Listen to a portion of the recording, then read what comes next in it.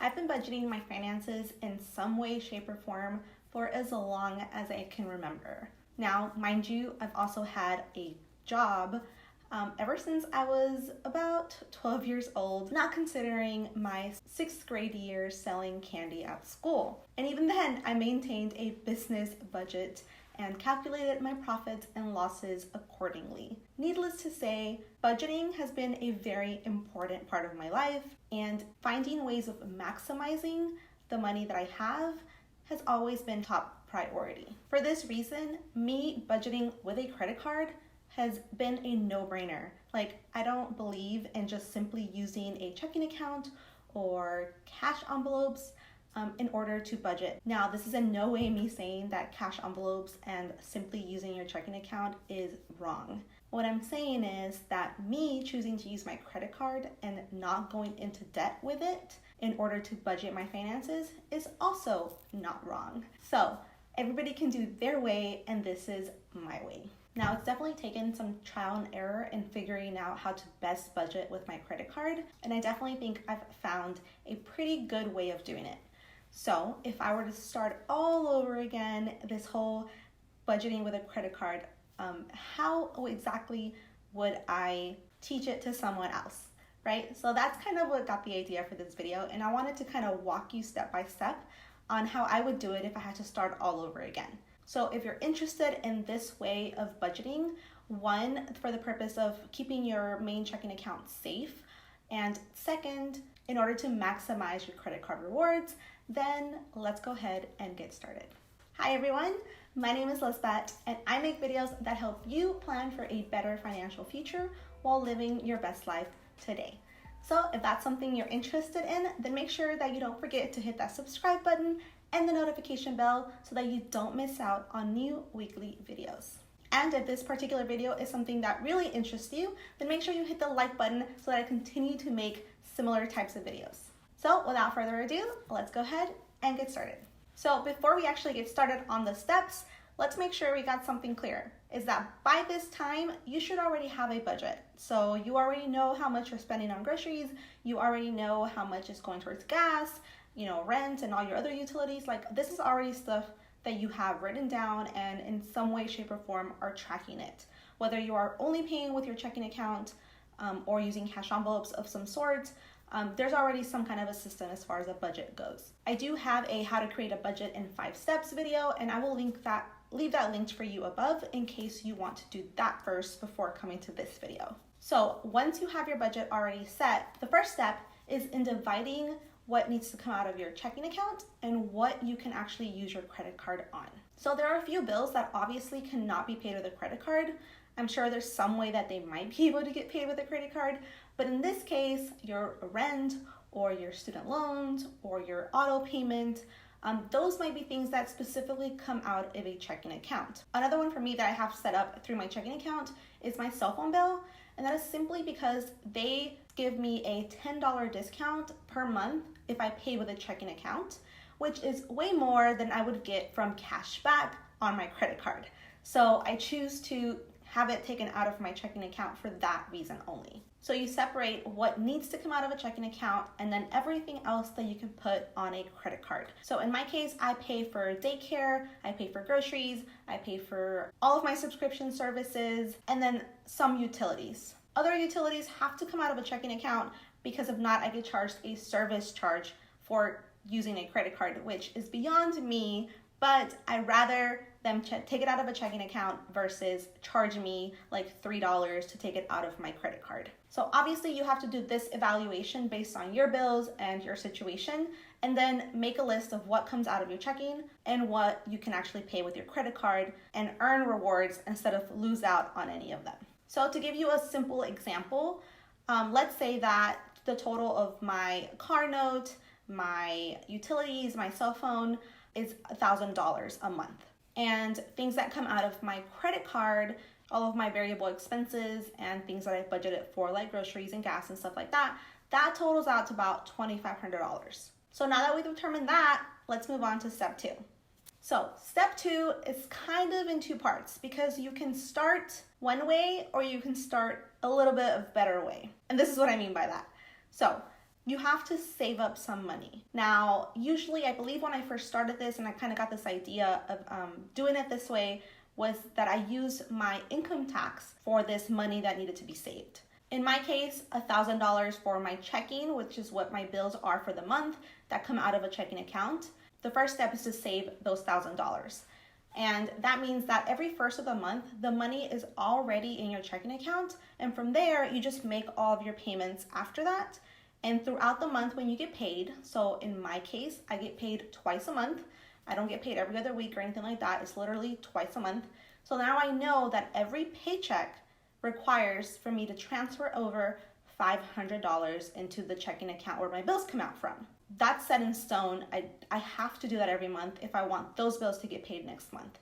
So in this sense, I'm 1 month ahead of my bills. It definitely makes things a lot easier because I don't have to worry about waiting for a paycheck to pay for a bill.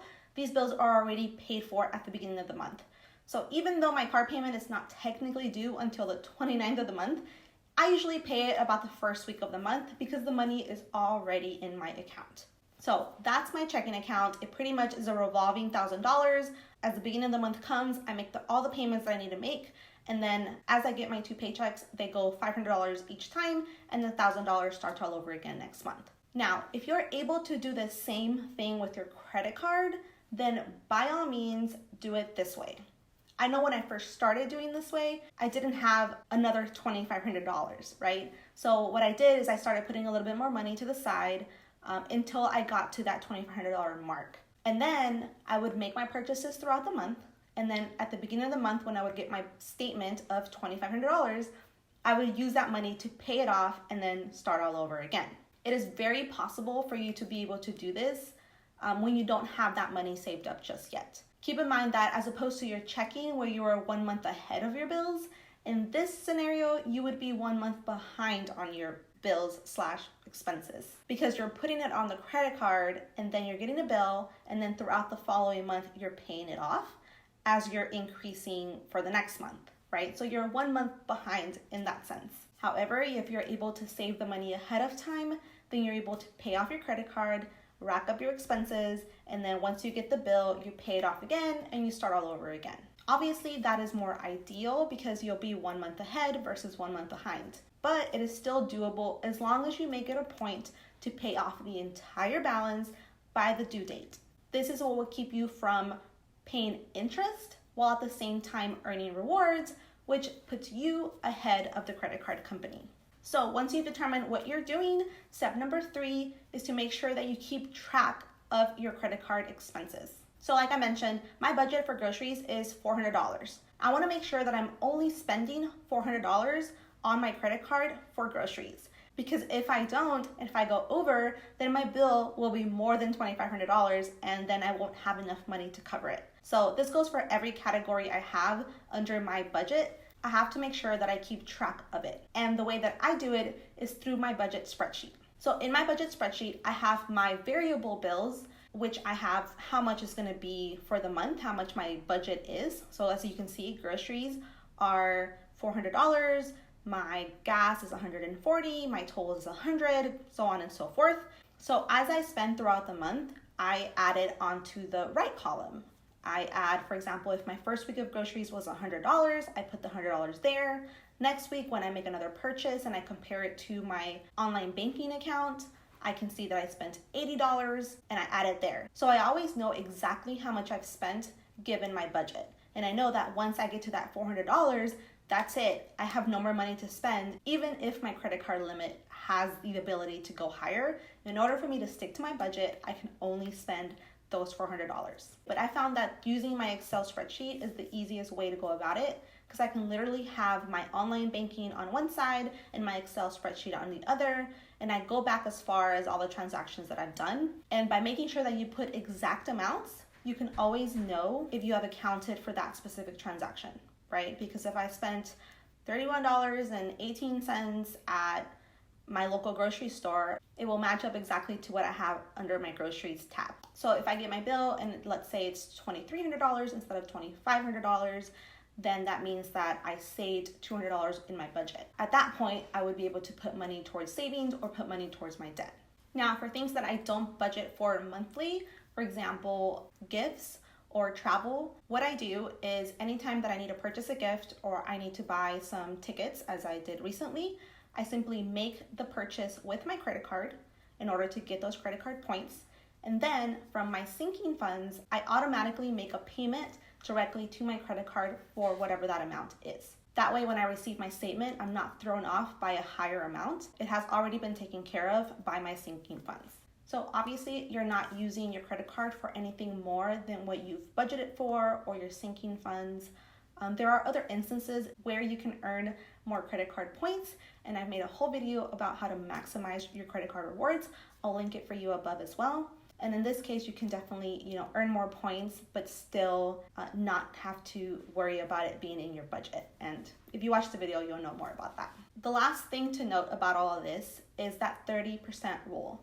If you've seen some of my other videos, I always make sure that you're aware that when it comes to your credit score, a big part of it is how much debt you're using versus how much debt you have. So as a simple example, if you have a credit limit of $10,000, you're not putting more than $3,000 on that card at any given moment. And that's in case you were to apply for any kind of credit. They're going to check that and make sure that you're not using more than that 30%, because that will negatively impact your credit score. In my case, my main card has a $10,000 limit. However, if I happen to spend more than the $3,000 because, for example, I spent close to $2,000 on plane tickets recently, plus my normal $2,500 in spending, that brought it up to about $4,500 at that time. But I do have other credit cards with a zero balance, and therefore, overall, I was still under my 30%. So when it comes to choosing if this is the right path for you, you do have to make sure that you are able to cover your expenses while at the same time maintaining a 30% or under credit utilization. And if you are not quite there yet, you don't have enough credit limit to be able to afford putting all of your bills on a credit card, then just start a little smaller. Only put your gas or your groceries or a couple of those things and be able to make sure that you're staying within your budget so that when you are able to increase your credit limit, you're able to increase the amount of bills that you put on your credit card. So there you have it. That is how I managed to budget with a credit card in order to maximize how much I get back with my credit card and not gain any more debt. If you have any questions, comments, or concerns about any of this, please make sure you leave them in the comments down below. If you are new to my channel, then don't forget to subscribe and hit the notifications button so that you don't miss out on new weekly videos. And of course, don't forget to like this video if you want some more of them. If you want more outside of YouTube, then make sure you're following my Facebook group or my Instagram, which I will leave linked down for you as well. Thank you so much for watching, and I will talk to y'all next time. Bye guys.